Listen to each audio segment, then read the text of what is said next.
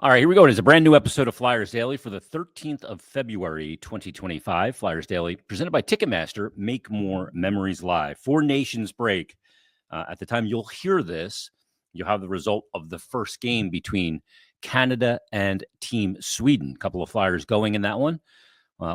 Travis Konechny is in the lineup. Travis Sanheim is not, is a healthy scratch in that game along with Bennett. And Sam Ersson not getting the start for Sweden, but you'll have the result. We're taping this a little bit before the game, just prior to the game, actually. It's 7:59 p.m. right now, as the Four Nations break is well underway. And I don't really know how to feel about it, to be honest with you.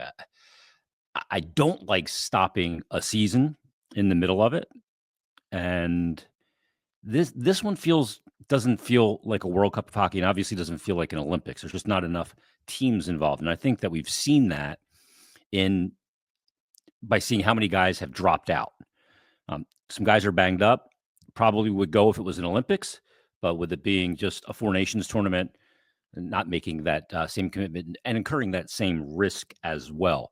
So I don't know what to feel about it because I don't know what the players feel about it. I know the top players love playing with the best players in the league and putting on the jersey of their country, whether it's Team Canada, USA, Sweden, or Finland. And it's an incredible honor. And I do like watching, line combinations with Matthew Tkachuk and Austin Matthews, or for Team Canada, Crosby, McKinnon. I mean, the lineups are ridiculous. Connor McDavid. You look at the goaltending of Team USA with Hellebuck, Ottinger, and Swayman. You can't go wrong. And I love seeing hockey played at the top level. But what kind of hockey is it? Is it the kind of hockey that's appealing? Is it more all-star game, but more intense with obviously a lot more drive to win? Yeah, it's definitely that. But you don't have a lot of role players and those. I don't know. I'm not sure how to feel about it. I'm going to watch this tournament with a keen eye, and get everything out of it I can, because it's going to be the only game in town to be able to watch with no NHL. For example, I have a treatment coming up this morning when you're hearing this, Thursday. And one of the things that has helped me, especially in that 5 to 7 days after treatment, is being able to watch games, regular season games that have effects on the standings. And when I'm laid up in bed, to be able to, whether it's the Flyers playing or one of the other 31 teams or other team matchups that could be happening at this time of year, we'll have that for my recovery from this week's treatment. And I'll have the Four Nations with far less games. Yeah, it'll be intriguing, but I just never been in love of stopping a season midway through it. Now, Pierre LeBrun put out a tweet yesterday saying that NHL Commissioner Gary Bettman and the PA Executive Director Marty Walsh we're going to have a joint news conference, and they did, announcing that the World Cup of Hockey will happen every 2 years in between the Olympics. It will be in season, and it'll be up to 8 teams that are looking for different cities to put it in, whether that be in the U.S., Canada, or even Europe, to do a World Cup of Hockey every 2 years. And so they would have basically an all-star game every other year, a World Cup of Hockey, or an Olympics. And I get this is great to grow the game internationally and best on best and all that stuff. It just feels like a little too much to me. That's just where I am on it, because I don't like stopping a season. I know Chris Therien responded to Pierre LeBrun's tweet and said, all for it, having the World Cup of Hockey every 2 years. And Bundy obviously played in the NHL, but do it before the season in September. And Pierre LeBrun's response was the players don't want to do it then because it lengthens their year. They'd rather do it in the middle and compact the schedule than do it before the season. Now, we saw the World Cup of Hockey, what was it, 96, where it was at the time, the First Union Center at Wells Fargo Center, when John LeClair and Team USA had that great run with Mike Richter and Jeremy Roenick and Tony Amonte, Brian Leach, and they ended up winning the gold in that one over Canada. That was August and September. But the players don't want to do that now. And probably a lot of the players also voting with their own PA would like to do it in season, because most players don't go. Yeah, there's going to be a lot of players that do, NHL players, to round out the rosters, but the majority of players don't go, and they'll get a break in the season. Frankly, players I think want that break too. So maybe that's part of why it's there as well. But look, we'll see where it goes and how this Four Nations one comes off. Feels a little small. Best of four type tournament. You play every team, and then there's one final game, and that's it. It's quick, and it's a quick hitter. I don't know that you can judge hockey supremacy for any country by a tournament this small, especially when you don't have the Russians involved. And there's a lot of really good players, like a guy like David Pastrnak, who's not even going to appear in this because he's not from one of the Four Nations that are being represented in this tournament. So we'll see how it goes. I'm going to watch it. I'll enjoy watching it. But I think I'd prefer the season to just kind of be going on. Maybe you give teams, for me, do the Olympics every 4 years. I'm fine with that. Stop it for that. I get it. That's bigger than anything. But you give teams a bye week, or spread the schedule out a little bit more, and maybe we get better hockey as a result of that as well. And it's going to be interesting. How are the Flyers going to come back from this break? How's it going to affect them? Now, they lost 5 of their last 6 going into it. So you got to hope they come out better. They're sitting in the bottom spot right now of the Metropolitan Division with 55 points, tied with the Penguins. Can they claw themselves back into playoff wild card contention? Maybe.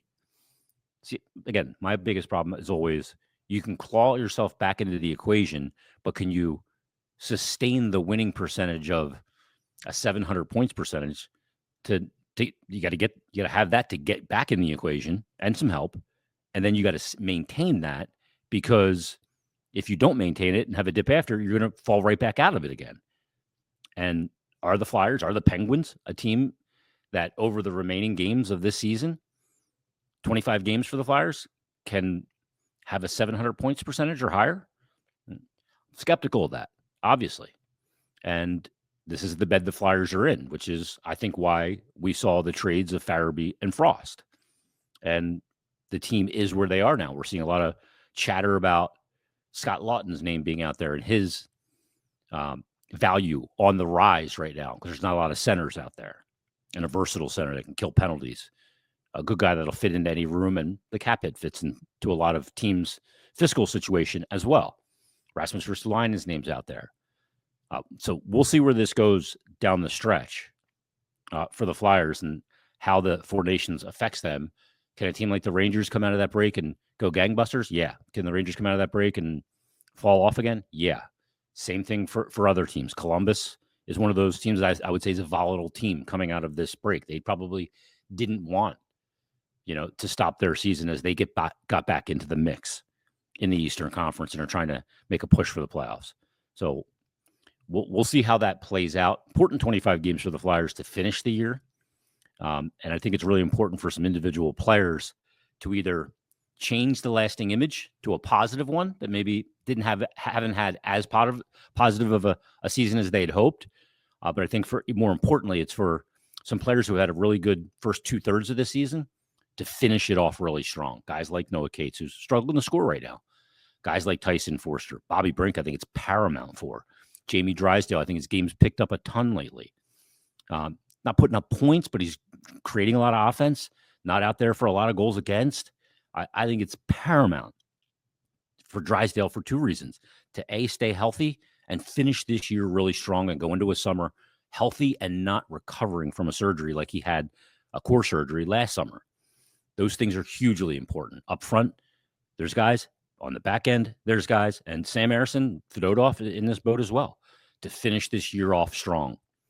Because I think it's going to be a really different offseason, this one, than we've seen the last couple of years. I think you're going to see a very active Flyers team with a rising cap, a lot of cap space now available, both this summer and a ton coming behind it of cap space and a rising cap world. And I think from my feeling and my kind of gut feeling on this is that it's now time to start moving considerably far forward and putting the big pieces in place for this, building this team that is a perennial playoff and cup contender. I don't think they're going to be that next year. There's still going to be work to be done, but I think this is going to be a summer where some of the pillars of that maybe are acquired, whether it's through trade, whether it's through free agency, maybe it's through a restricted free agent offer sheet. I don't know, but I get the sense and the feel that this is going to be that big off season. So we'll see how that plays out. I hate to say, looking forward to big things in the off season again already as we sit here on the 13th of February. You got to play these out, and I think they're important, really important games to be played for the Flyers. But we'll see how those games play out and into the summer. And for a rare occasion, I'm actually looking forward to the summer because it just brings me closer to the end of this treatment, which brings me to the last thing I want to talk about. I was trying to figure out what to talk about in this episode. And I could have come up with angles of, hey, let's go back and look at our preseason bold predictions, or let's look back at the biggest question marks, and have numbers to support the argument why I was right or I was wrong or whatever. Could have gone through this data analysis of the season, but I frankly, I didn't feel like doing that. So I said, I'm just going to do the show. We're going to open up the mic and we're just going to talk. We're just going to riff. Just going to get after it. And whatever comes out in this episode. But I will say this, and it's the last thing I'm going to touch on. It's not a very long episode. Not having the game for this next week of my recovery is going to be very difficult because it's helped me a lot when the game is on the ice. The Eagles winning the Super Bowl on Sunday gave me a tremendous amount of energy and positivity. And, watching the game that I love in hockey, and even if I can't do the broadcast because I'm not feeling well enough, watching the team play is a great distraction for me. And if they win, it's even better. And not having that over the next week is going to be difficult. I'm going into treatment today, and I could come on this podcast right now and go, you know what? I'm going into treatment today. Let's go in there. Let's go in there and kick some butt today. We're going to kick some ass and blah, blah, blah. And I could say all the things. I'm ready to get after it. I'm going to kick its butt. Frankly, I don't feel like that right now. Right now, after having about 5 or 6 days of feeling decent, all things considered, some of my byproducts of where my cancer is located have alleviated a little bit because it's shrinking. I won't get into any more detail than that. Last Saturday, I slept through the night for the first time in 18 months because I didn't have to get up to go to the bathroom or try to go to the bathroom. And had some energy, ate good the last couple of days. And knowing I'm going in there today to basically have an appointment to get the flu again and feel like utter crap for 5 to 7 days, it sucks. Like, I'm not gung-ho to go today. Feeling better the last couple of days. I want to keep that going. It's what I got to do. I know that. And I appreciate everybody's message. You're going to kick this thing's ass. Today, I don't feel like kicking its ass. I feel like just feeling good again for another day, but I don't have a choice. I got to go in. And the next 5 days are going to suck. Suck out loud. I don't even know how to describe what it's like if you haven't gone through it.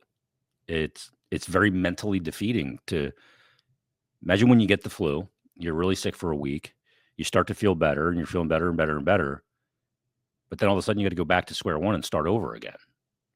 Every other week, again and again and again and again. And I see this, and that's what's in my future. And it's daunting. And it's a lot. I'm going to take it shift by shift, and I'm going to take today like that. And thank God that I have my years of experience of being an athlete and playing this game, and to draw back on to take it game by game or period by period or whatever you want to call it. Because I don't want to go today. I don't want to go get an chemo infusion today and carry around a fanny pack that continues that infusion for 48 hours and have a nurse come to my house and unhook it from me coming up on Saturday. I don't want to do any of that. I want to feel like I felt the last couple of days and keep improving. That's not in the cards. But keep those messages coming because they're helping me a ton. And I'm going to have moments of weakness and where I'm going to be pissed off that I got to go there today. So I appreciate everybody that's been looking out for me. So many people. Can't even fathom it. The next couple of days are going to be rough. I don't know if I'm going to do Monday's episode with Bill for Mondays with Meltzer. We'll have an episode next week, Monday and Thursday. I don't know what I'm going to be capable of doing. I'll tell you that after my second treatment. I got home at 1 o'clock in the afternoon from the treatment on that Thursday, 2 weeks ago today, and I did not breach the front door to the outside of my house until Saturday. Not the immediate Saturday, 9 days later, because it beat me up so bad. And I don't know if this one's going to beat me up worse, beat me up less. It could beat me up less because I'm able to not have to go to the bathroom as often as I did, or I'm getting sleep and I've got more nutrition, or I don't know. We'll see. So I don't know what's in store. I don't know if I'll be able to do Monday's episode with Bill. Maybe Brian Smith coming up on Monday, and maybe Brian Smith coming up on Thursday too, if we're just being honest. I don't know how I'm going to feel. But we will keep pushing, and eventually this will all be in the rearview mirror, and I'm going to get better. But just this is my long way of telling you, if you know something's wrong with your body, don't put off getting checked out. I did. They caught it early still before it spread, but I did put it off. I thought maybe it was just me getting older. I hit 50. My eyesight sucks now. My body doesn't feel the same. If you're not feeling right, just go get checked out. All right, everybody, thanks for listening. Thanks for watching. Kind of a weird, all over the place Flyers Daily. I found it cathartic. I hope everybody else got something out of it as well. As always, drop a comment below. Give a nice big old, nice knuckle blast to that like button if you're watching on YouTube. And we'll talk to you next time on a brand new Flyers Daily.